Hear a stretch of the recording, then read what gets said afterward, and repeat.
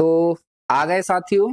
जी हाँ, आप इसी वीडियो का बहुत बेसब्री से इंतजार कर रहे थे कि कोई हमें बस इतना बता दे कि हमने जो पढ़ लिया है और अगर हमें कुछ क्वेश्चन ना आए तो हम उन पर तुक्का कैसे लगाएं। तो मेरे भाई बिल्कुल सही वीडियो पर आए हैं, पूरा डिटेल में समझाऊंगा, एक एक पॉइंट को अच्छे से लिख कर लाया हूं ताकि आपको अच्छे से समझ में आए, ठीक है ना। अगर आप पहली बार हमारे साथ जुड़े हैं तो चैनल को सब्सक्राइब कर लेंगे और वीडियो को उन साथियों के लिए जरूर भेजिए जो लोग बैठे हैं कि तुक्का कैसे लगाना है, क्योंकि परीक्षा का समय तो आ गया है। यानी 25 अप्रैल से आपकी परीक्षा है, बट लेकिन अब समझ नहीं आ रहा है कि भैया कैसे आए। हमारा मॉक टेस्ट लगा रहे हैं तो भैया वही 70 पे लुढ़क रहे हैं, कहीं हम 80 पर लुढ़क रहे हैं। तो मेरे भाई इन नंबरों को हमें बढ़ोत्तर में कैसे करना है और बूस्ट कैसे करना है, तो उसके लिए ये क्लास ली जा रही है और बहुत ही शानदार तरीके से आपको समझाने का प्रयास करूंगा। प्यारे साथी, मैं इतना जरूर कहता हूं, ये जो हम तुक्का की जो तरीका बताएंगे वो केवल उन छात्रों के लिए जरूर कहूंगा, कारगर साबित जरूर कहूंगा जो लोग पढ़े हैं, तैयारी की है, उन्होंने मेहनत की है, उनके लिए ये कारगर साबित होगा। जो लोग बिल्कुल नहीं तैयारी किए हैं, सीधे भैया आप लोग गांव से आ गए हो और भैया ये सोच रहे हो कि, यानी गांव से आने का मतलब इन द सेंस ये है कि बिल्कुल किताबें नहीं उठाई हैं और सोच रहे हो कि भैया आप बिना किताबें उठा के आप तुक्का लगा के आप सिलेक्शन ले जाओ, ये बिल्कुल गलतफहमी आपकी दूर हो जानी चाहिए। ये उनके लिए कतई नहीं है जिन्होंने बिल्कुल पढ़ाई नहीं की है, ये केवल उनके लिए जिन्होंने पढ़ाई की है, मेहनत की है। तो एक तरीका होता है, कुछ क्वेश्चन आने के बाद कुछ क्वेश्चन रह जाते हैं तो उनको एक हमें क्या है, उन पर एक बेस्ट अप्रोच के साथ अगर उन पर हम सटीक तुक्का लगाते हैं तो कहीं ना कहीं वो हमारे सही होने के ज्यादा चांस बनते हैं, ठीक है ना मेरे भाई। चलिए तो स्टार्ट करें, जल्दी से एक बार थम्स अप कर देंगे सभी लोग। चलिए तो प्यारे साथी, बहुत प्यारे तरीके से मैंने लिखा है। देखो, परीक्षा आपको पता होना चाहिए, जो समय प्रबंधन होता है यहां पर समझते हैं चीजों को।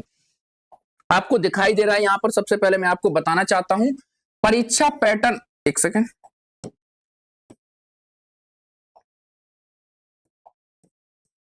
परीक्षा पैटर्न और समय प्रबंधन, जो आपका एग्जाम पैटर्न है और टाइम की। देखो भैया, अगर मैं एग्जाम पैटर्न की बात करूं तो आपको पता होना चाहिए कितने नंबर का है।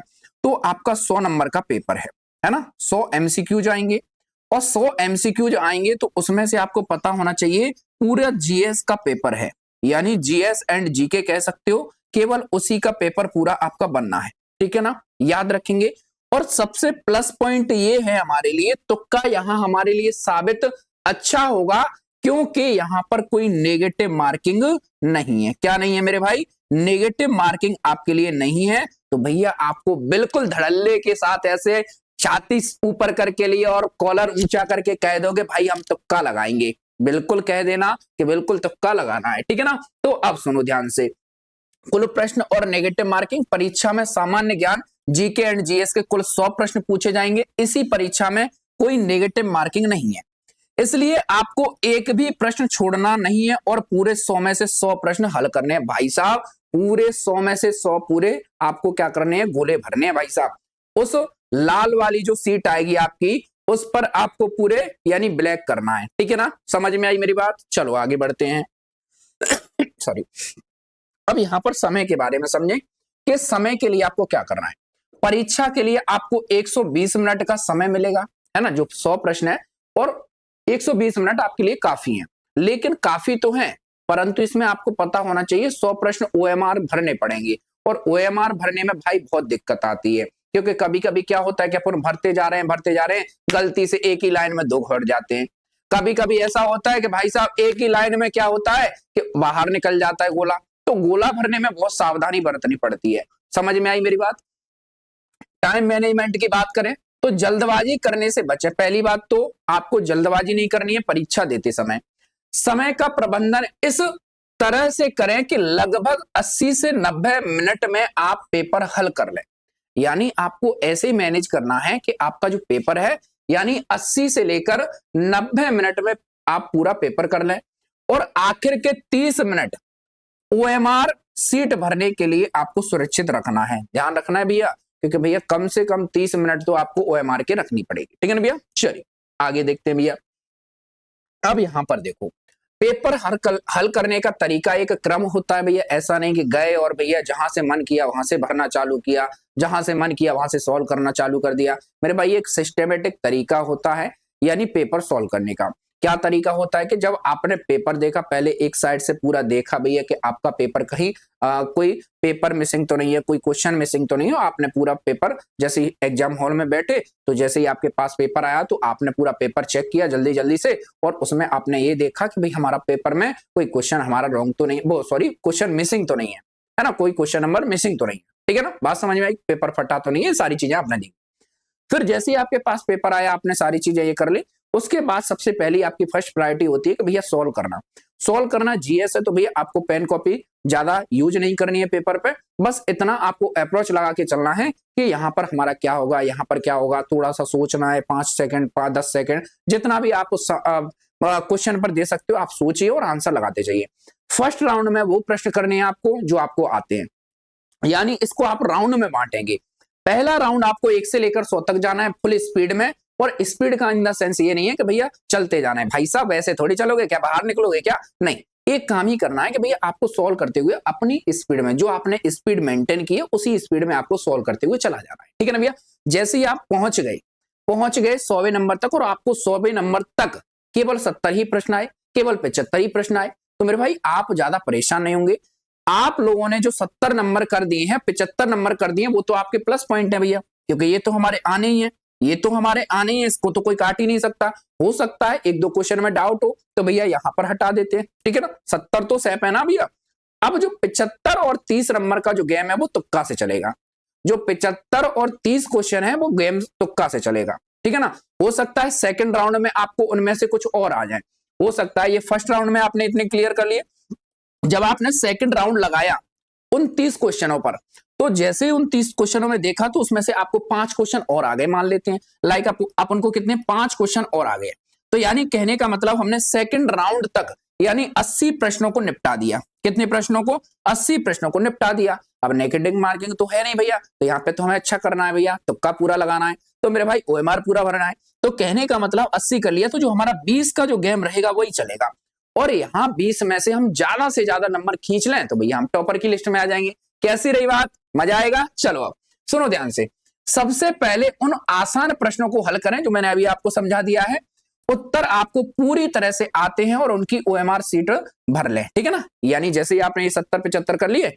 और आपने ये चीजें कर ली, अगर आप ओएमआर को लास्ट में रखो तो ये आपकी चॉइस है, इट्स योर चॉइस, लेकिन मैं भी आपको सजेस्ट करूंगा कि ओएमआर को आप लास्ट में ही भरें। ठीक है ना, चलिए इसके बाद बचे हुए 25 से 30 प्रश्न डाउटफुल प्रश्नों पर एक बार एलिमिनेशन विकल्प हटाने और तुक्का लगाने की रणनीति पर अपन प्रयोग करना चालू करते हैं। ठीक है ना, चलिए अब एक बार वीडियो को फेंक के आओ, जल्दी से फेंक के आओ। अब हम सीखेंगे तुक्का लगाना, जिसके लिए तुम बेसब्री से इंतजार कर रहे हो भाई साहब, है ना, जिसके लिए आप बेसब्री से इंतजार कर रहे हो, न जाने कहां से वीडियो को छोड़कर आए हो, तो भैया आ गए हो तो अब सुन लो ध्यान से। चलो अब सुनो ध्यान से क्या करना है। पहला काम आपको करना है भैया, सटीक तुक्का लगाने की वैज्ञानिक रणनीति क्या होनी चाहिए वो आपको समझना। देखो, समान दिखने वाले विकल्प यानी सिमिलर ऑप्शन, यदि 4 विकल्पों में से 2 विकल्प लगभग एक जैसे दिखते हैं, उदाहरण के तौर पे समझते हैं, जैसे लाइक आपने पेपर देखा और उसमें इस तरह से 4 ऑप्शन आ गए, ए बी सी और डी, यानी यहां पर कुछ और लिखा है, जैसे मान लेते हैं यहां पर मैंने कुछ और लिख दिया, जैसे लाइक मैंने कह दिया, यहां पर देख लेते, एक सेकंड, मैंने कहा यहां पर मैंने कहा ए ऑप्शन पर आपको लिखा, अरे रुक जा रहे भैया, ए लिखा है या बी लिखा है, यहां पर अगर मैंने देखा तो ए पर लिखा है, मान लेते हैं कि आपको लिखा है 7 मई या 7 अपन वो ले लेते हैं 7 दिसंबर या 9 दिसंबर जो भी है, 9 दिसंबर 2025 लिखा है मान लेते हैं, और इधर लिखा है 19 दिसंबर 2025 लिखा है, और इधर लिखा है भैया 2026 यानी 1 दिसंबर 2026 लिखा है, और इधर लिखा है 1 दिसंबर क्या लिखा है भैया, यहां पर 1 दिसंबर नहीं करो, है ना, क्योंकि फिर तो सेम हो जाएगा। यहां पर लिख लेते हैं 1 जनवरी और 2022 लिखा है। ठीक है ना, अब यहां पर आपको क्या करना है, जैसे आपके लिए 9 दिसंबर 1887 लिखा है या 15 दिसंबर 1857 लिखा है, जैसे ही आपका ये पेपर है, ये क्वेश्चन है हमारा, और यहां पर 4 ऑप्शन है 1 2 3 4। अब यहां पर आपको क्या करना है, जो सिमिलर ऑप्शन दिख रहे हैं, लगभग सेम दिख रहे हैं, तो उनको थोड़ा सा प्रायोरिटी पहले देनी पड़ेगी। प्रायोरिटी इन द सेंस है कि भैया कुछ ना कुछ आपको गुमराह करने के लिए या थोड़ा सा भ्रमित करने के लिए आपको ऐसे ऑप्शन बनाए गए हैं। तो भ्रमित करने के लिए पहले इनको काट सकते हैं, इनको काट सकते हैं, यानी हमारा 50-50 खेल सकते हैं मेरे भाई। क्या कर सकते हैं, इन पर अपन 50-50 खेल सकते हैं, ठीक है ना मेरे भाई। या तो सही हो जाएगा या तुक्का मार के गलत भी हो सकता है। तो यानी दो ऑप्शन पर अपन सीधा 50-50 खेल सकते हैं, ठीक है ना। यानी यहां पर चांस ज्यादा है, यानी 75 जो आपका 25% चांस होता है उससे तो बढ़कर आपका ज्यादा हो गया ना मेरे भाई। चलो अब यहां पर देखोगे फिर उसके बाद है कि तो 99% क्या होता है ऐसे केस में, ऐसा देखा गया है कि ऐसे केस में 99% आपका सही होने के चांस बनते हैं, ठीक है ना। संभावना एक है उत्तर उन दोनों में से एक होगा, क्योंकि परीक्षक अक्सर छात्रों को भ्रमित करने के लिए ऐसा करते हैं, ऐसा देखा गया है परीक्षाओं में। बात समझ में आई, इतनी बात समझ में आई का तो आपको प्रायोरिटी किन पर देना है, जहां पर सिमिलर आपको ऑप्शन दिखे तो उन पर सबसे पहले प्रायोरिटी देना है। उसके अलावा जो बचते हैं, उनके अलावा जो डिफरेंट होते हैं उनको हटा दो, काट दो, ठीक है ना। चलो भाई आगे बढ़ो। आगे है चरम शब्दों से बचें। कुछ शब्द होते हैं जैसे मान लेते हैं, जैसे जिन विकल्पों में हमेशा लगा हो, कभी नहीं लगा हो, पूरी तरह लगा हो, जैसे शब्द दिए होते हैं वे अक्सर गलत होते हैं, ज्यादातर देखा गया है वो गलत होते हैं। कुछ दिया हो, मध्यम अर्थ वाले विकल्प प्राय सही होते हैं, मतलब कुछ दिया हो, कुछ दिया हो तो भैया वो ज्यादातर सही होते हैं। सॉरी, जो विकल्प सबसे बड़ा या विस्तृत दिखाई देता है, आपने पेपर में भाई साहब देखा होगा काफी ऐसे ऑप्शन होते हैं कि भाई साहब पूरा पेपर ही भर जाता है, बहुत बड़े बड़े ऑप्शन होते हैं। तो भैया उसमें कुछ बात है, तभी तो पेपर वाला पागल थोड़ी ना है कि इतने बड़े ऑप्शन उठा के लाएगा, कुछ बात होगी तभी तो लेकर आ रहा है। तो कहने का मतलब होता है मेरे भाई, जब भी विकल्प में कुछ ऐसे शब्द दिखें जहां विस्तृत जानकारी दिखाई दे, अक्सर सही होता है, अक्सर सही होता है। इसके अलावा यदि कोई विकल्प बाकी तीनों विकल्पों से बिल्कुल अलग दिखाई दे, आपको ऐसा लग रहा है जैसे मान लीजिए कुछ बिल्कुल आपने सुना ही नहीं है उसके बारे में और बिल्कुल अलग दिख रहा है, बिल्कुल डिफरेंट दिख रहा है, बिल्कुल डिफरेंट दिख रहा है, और आपको उत्तर ना आ रहा हो। अब आपको उत्तर भी नहीं आ रहा है, यानी 4 ऑप्शन है और 4 ऑप्शनों में से एक ऑप्शन तो बिल्कुल आपने सुना ही नहीं है। जैसे कभी कभी परीक्षाओं में ऐसे ऐसे शब्द पूछे जाते हैं जो बिल्कुल आपने किताबों में क्या आसपास के हमारे वातावरण में भी नहीं सुने हैं। तो आपको वहां कंडीशन लगी है, आपको बिल्कुल भी नहीं आ रहा है उसके बारे में, तो भैया आपको अगर वो शब्द नहीं सुना है तो आप उस अलग दिखने वाले विकल्प पर टिक लगा सकते हैं, यानी जो अलग नंबर जो ऑप्शन है उस पर आप टिक लगा सकते हैं, ठीक है ना मेरे भाई। आगे आगे भैया एलिमिनेशन मेथड आपको पता होना चाहिए, ये क्या होता है। एलिमिनेशन मेथड ये होता है कि अपने कॉमन सेंस और पूर्व ज्ञान का उपयोग करके गलत विकल्पों को पहचान कर उन्हें बाहर करें, ताकि यदि आपको 2 से 3 विकल्पों के बारे में पता है कि वे उत्तर नहीं हो सकते तो बचा हुआ विकल्प ही आपका सही उत्तर होगा। कहने का मतलब ये होता है एलिमिनेशन मेथड ज्यादातर रीजनिंग में चलता है ना, मैथ में चलता है, लेकिन भैया यहां जाकर जीके में भी आप लगा सकते हो एलिमिनेशन मेथड। जैसे मान लेते हैं आपने किसके बारे में पढ़ा, जैसे लाइक उसके बारे में पढ़ा, जैसे प्रधानमंत्री मोदी जी के बारे में पढ़ा। मैंने कहा कि प्रधानमंत्री मोदी जी भारत के एक यानी विख्यात नेता हैं, विख्यात नेता हैं तो बिल्कुल बात सही है, विख्यात नेता है क्योंकि प्रधानमंत्री है ना। तो आपको क्या है, जैसे मान लीजिए मैंने लिख दिया कि प्रधानमंत्री मोदी जी राजस्थान के अलवर के रहने वाले हैं, तो आपको पता है कि मोदी जी राजस्थान के नहीं है। अब नहीं है तो एलिमिनेट हो गया। अब मान लेते हैं कि बोला गया कि भैया जो प्रधानमंत्री जी हैं गुजरात के उनका जो जन्म स्थान है उस गांव के हैं, तो आपको पता है भैया उनके गांव का, है ना। तो कहने का मतलब ये है कि अगर आप उनमें से 2 से 3 ऑप्शन हटा देते हो तो फिर बिल्कुल आसानी होती है आंसर निकालने में, ठीक है ना। तो यानी एलिमिनेशन मेथड भी आपको अपनाना चाहिए, ठीक है ना। चलिए, लगातार एक ही विकल्प चुनना भी आपके लिए बेहतर हो सकता है। जैसे मान लीजिए आपके पास समय नहीं है, बहुत समय की कमी आ गई है, बिल्कुल लास्ट चल रहा है, वो ऑप्शन बिल्कुल वेल बज गई है भाई साहब के भैया आप केवल 5 ही मिनट बचे हैं और ओएमआर जल्दी जल्दी भरनी है, तो बस आपके पास एक ही विकल्प होना चाहिए ओएमआर के लिए, बस केवल आपको एक ही ऑप्शन चुन लो भाई।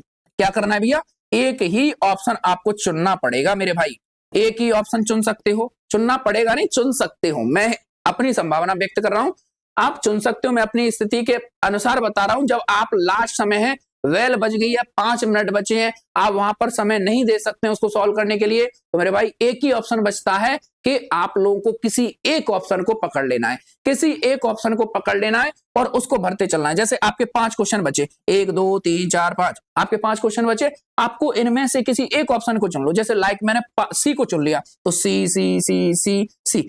ऐसे केस में जब आप ज्यादा से ज्यादा अगर एक ही ऑप्शन को लगाते हो तो वहां थोड़े से क्वेश्चन बनने के चांस बन जाते हैं। जैसे लाइक आपने 15 से 20 क्वेश्चन किया, 15 से 20 क्वेश्चन एक ही ऑप्शन पर कर डाले, 15 से 20 क्वेश्चनों पर एक ही ऑप्शन पर कर डाले, तो कहने का मतलब ये है यहां पर 4 से 5 प्रश्न सही होने के चांस बन जाते हैं। इसमें कोई संदेह नहीं है, इसमें कोई संदेह नहीं है कि 4 से 5 आपके सही ना निकले। बात समझ में आई क्या? तो यानी कहने का मतलब 4 से 5 आप बिल्कुल सही कर सकते हो। बात समझ में आई क्या? चलो आगे देखते हैं। आगे परीक्षा के लिए कुछ अन्य महत्वपूर्ण सुझाव आपके लिए होना चाहिए। ये होना चाहिए कि प्रश्नों को ध्यान से पढ़ना है। पहली बात तो कई बार प्रश्न में पूछा जाता है कि कौन सा नहीं है, छात्र जल्दबाजी में पढ़ लेता है, वाला विकल्प चुन लेता है, तो यहां गलती बहुत हो जाती है। नहीं में बहुत ज्यादा गलती होती है, इसलिए प्रश्न को ध्यान से पढ़ें ताकि आते हुए प्रश्न आपके गलत ना हो। और परीक्षा में आपको टारगेट 85 से अधिक रखना है। भाई साहब कंपटीशन की दुनिया है, बहुत तगड़ा कंपटीशन है, 25 लाख से अधिक इसमें परीक्षा में बैठने वाले हैं, तो भाई साहब गर्दा उड़ेगा, आप समझ लो भाई साहब। हाँ, तुक्का केवल तभी काम आता है, ये मैंने पहले ही आपको बता दिया, जब आपने कुछ पढ़ाई की हो। बिना पढ़े केवल तुक्के के भरोसे 100 में से 100 प्रश्न हल करने से परीक्षा में चयन नहीं होगा। नियमित पढ़ाई और क्लास लेना बहुत जरूरी है। तो क्लास हमारी चल रही है, उनको ले लीजिए और आपने जो पढ़ा है उसका रिवीजन कर लीजिए। समय बहुत कम है। मिलता हूं फिर अगली वीडियो में, जिसमें आपको ओएमआर भरना सिखाएंगे, कैसे ओएमआर भरना है पूरा डिटेल में आपको समझाएंगे, ठीक है ना। फिलहाल में इस वीडियो में इतना ही रखते हैं। आपका कोई भी डाउट रहे कमेंट छोड़ देना, और बाय बाय, टेक केयर, जय हिंद।